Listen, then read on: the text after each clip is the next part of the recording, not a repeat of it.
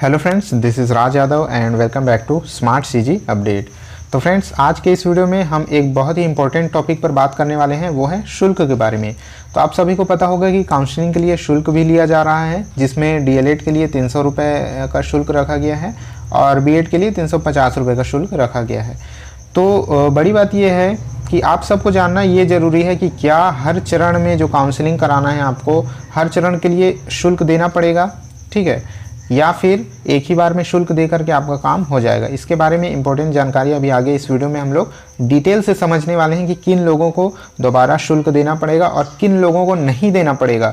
इस चीज़ के बारे में बहुत ही ज़रूरी जानकारी आपको जानना ज़रूरी है।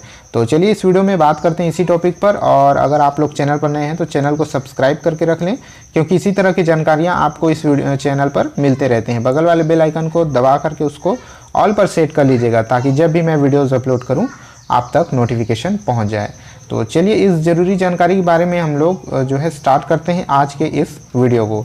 तो दोस्तों, यहाँ पर आपको दिख रहा होगा एक टॉपिक यहाँ पर दिया गया है पीडीएफ में, अगले चरण के संबंध में, अगले चरण के प्रक्रिया के संबंध में जानकारी, ठीक है। तो एक एक चीज़ को बहुत डिटेल से समझिएगा, मैं समझाने की कोशिश करूँगा और मेरे साथ समझते चलिएगा। तो दोस्तों, यहाँ पर सबसे पहले तो ये दिया गया है कि प्रत्येक चरण में केवल एक बार विकल्प फॉर्म जमा किए जाएंगे, यानी हर चरण में सिर्फ एक बार आपको विकल्प फॉर्म जमा करना है, ठीक है। चूँकि एक चरण में जो है एक से अधिक बार लिस्ट निकाला जाएगा, इसके बारे में आप अवगत ही होंगे। तो यहाँ पर टाइम टेबल में आपको ये बताया गया है कि हर चरण में 2 बार जो है काउंसलिंग आपका माफ़ कीजिएगा 2 बार आपके चयन सूची जारी होने हैं, ठीक है। मेरिट लिस्ट जो है एक चरण में आप काउंसलिंग कराएंगे तो सबसे पहले आपका फर्स्ट मेरिट लिस्ट आएगा, उसमें एडमिशन होने के बाद आपकी सेकंड मेरिट लिस्ट भी आएगी। तो इस तरह से आपकी मेरिट लिस्ट जारी होनी है। तो यहाँ पर प्रत्येक चरण में एक ही बार विकल्प फॉर्म जमा करना पड़ेगा और उसी के आधार पर आपको 2 मेरिट लिस्ट आपके निकल जाएंगे, ठीक है।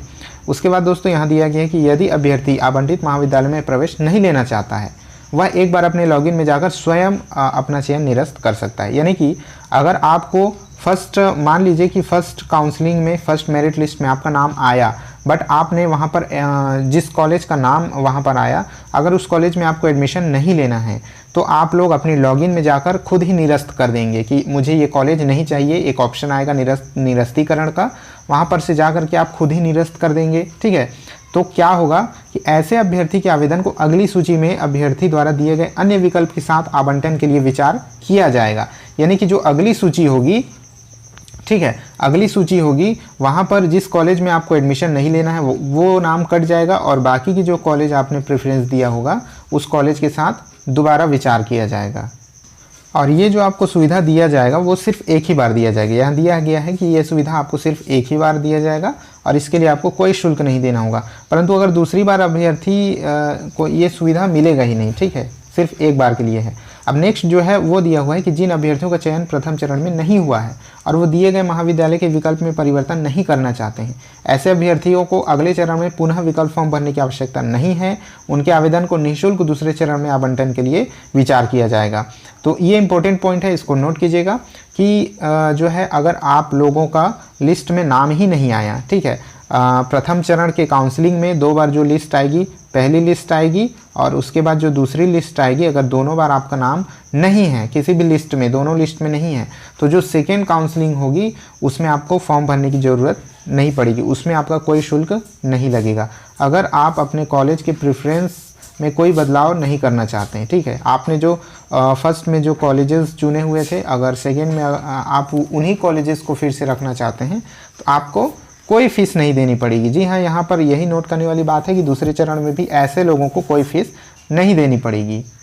लेकिन यहाँ पर ध्यान देने वाली बात यह है कि अगर आप लोग अपना विकल्प बदलना चाहते हैं, यहाँ दिया गया है कि अगर विकल्प बदलना चाहते हैं तो लॉगिन में जाकर शुल्क भुगतान करके विकल्प फॉर्म में बदलाव कर सकते हैं। अगर विकल्प आप सेकेंड फेज़ में, सेकेंड चरण में अगर आप विकल्प बदलना चाहते हैं तो आप जो है शुल्क भर करके दोबारा वहाँ पर बदल सकते हैं। नेक्स्ट पॉइंट देखिएगा कि यदि अभ्यर्थी अपना आवंटन चयन निरस्त कर दिए गए महाविद्यालय के विकल्प को परिवर्तित करना चाहते हैं या महाविद्यालय का विकल्प बढ़ाना चाहते हैं तो वह अगले चरण में पुनः आवंटन फॉर्म लॉगिन में जाकर शुल्क के साथ जमा कर सकेंगे।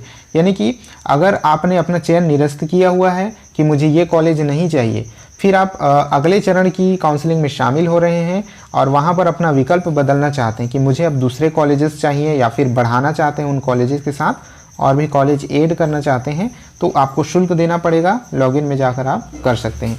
यदि किसी अभ्यर्थी का चयन प्रथम चरण में द्वितीय सूची में हुआ था, उसने प्रवेश नहीं लिया और एक बार अपना चयन निरस्त कराया है, तो उसके आवेदन को दूसरे चरण में निःशुल्क विचार किया जाएगा। ठीक है, यहाँ दिया गया है कि जो फर्स्ट फेज के सेकेंड सूची में जो द्वितीय सूची आएगी उसमें प्रवेश आपने नहीं लिया, आपका नाम आया, मान लीजिए आपने प्रवेश नहीं लिया और अपना चयन निरस्त करा दिया है कि मुझे वो कॉलेज नहीं चाहिए, तो जो दूसरे चरण में आपको कोई शुल्क नहीं देना पड़ेगा। ठीक है, उसी प्रेफरेंस के साथ अगर उन्हीं कॉलेजेस को आप फिर से चुनना चाहते हैं, कॉलेज नहीं बदलना चाहते, कॉलेज की लिस्ट में कोई परिवर्तन नहीं करना चाहते, तो आपको कोई शुल्क वहाँ पर नहीं देना पड़ेगा।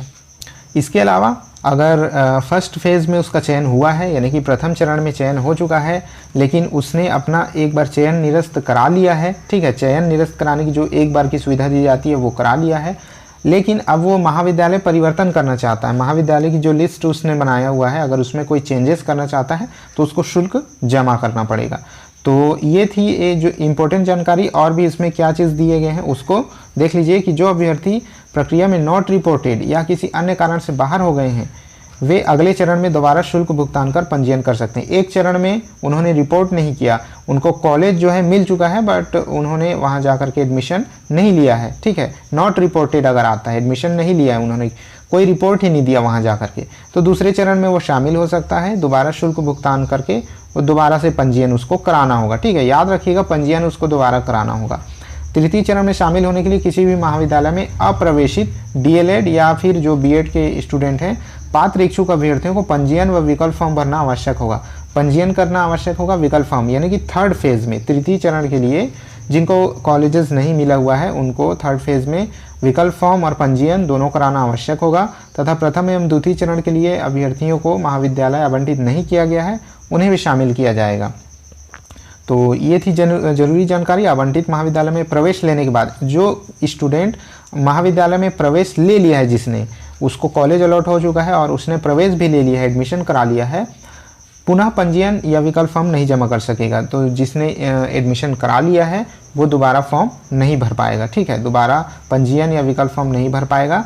और तृतीय चरण के लिए जो है अलग से रायपुर के जो है SCERT के वेबसाइट में दोबारा से सूचना दिया जाएगा। ठीक है, इसके लिए तो आई होप ये पूरी जानकारी आपको समझ में आ गई होगी। अगर आपकी अभी भी कोई क्वेरी बची है तो नीचे कमेंट बॉक्स में कमेंट करके पूछ लीजिएगा, मैं आपके सारे सवालों के जवाब देने की पूरी कोशिश करूँगा।